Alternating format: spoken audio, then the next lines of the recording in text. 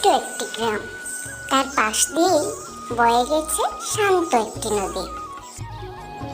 নদীর এক পাশে ছিল কাকের বসবাস, আর অন্য পাশে ছিল হাঁসের বসবাস। একটা পুরনো গাছের ডালে কাকের বাসা ছিল। কাকের মনে অনেক দুঃখ ছিল। সে কালো বলে কেউ তার সাথে মিশত না।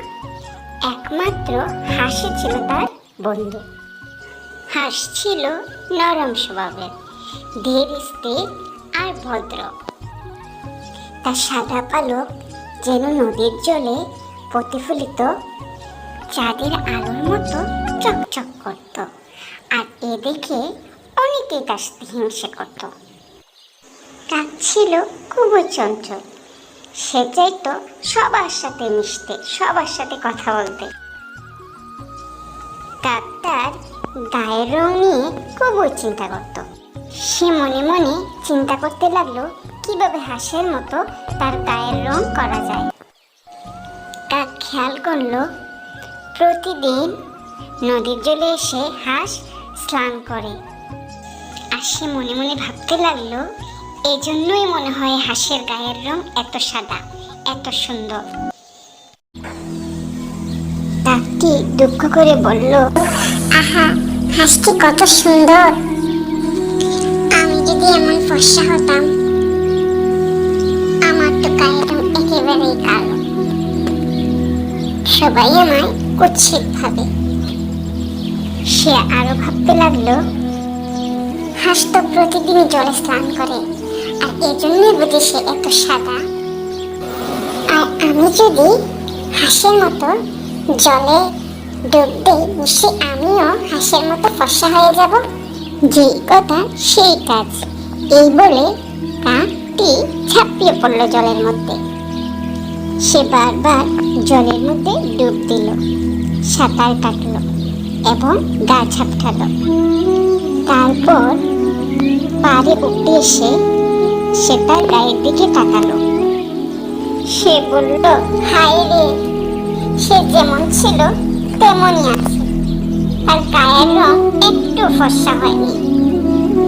মনটাকে সান্ত্বনা দেওয়ার জন্য সে আবার বলল, না, একদিনই কাজ হবে না। হাঁসের মতো প্রতিদিন জলে স্নান করতে হবে। কাকটি প্রতিদিনই জলে এসে স্নান করতে লাগলো, সাঁতার কাটলো। কিন্তু পাড়ে উঠে এসে সে দেখে তার কোনো পরিবর্তন নেই, সে একটুকু ফর্সা হয়নি। আর হাঁসটি প্রতিদিনই তার এসব পাগলামি খেয়াল করলো। হাঁসটি মনে মনে ভাবতে লাগলো, নিশ্চয়ই আমার কাক বন্ধুটি কিছু করতে চাইতেছে।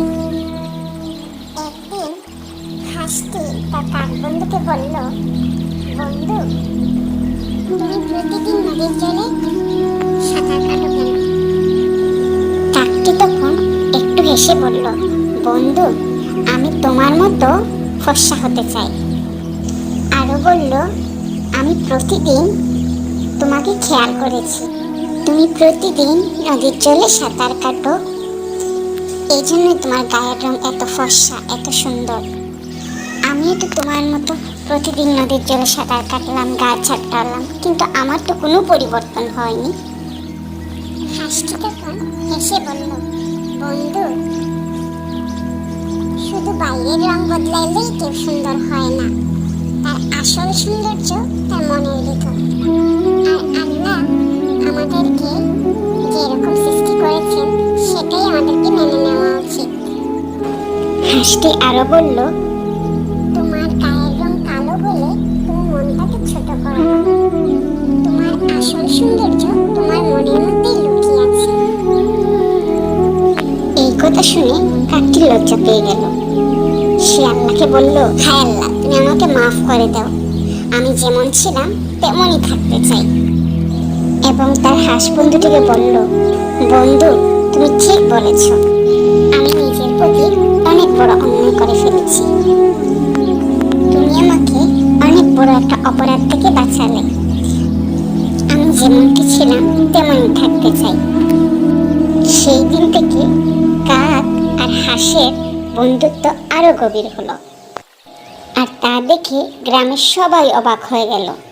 যে কালো এবং সাদার মধ্যে এত বন্ধুত্ব।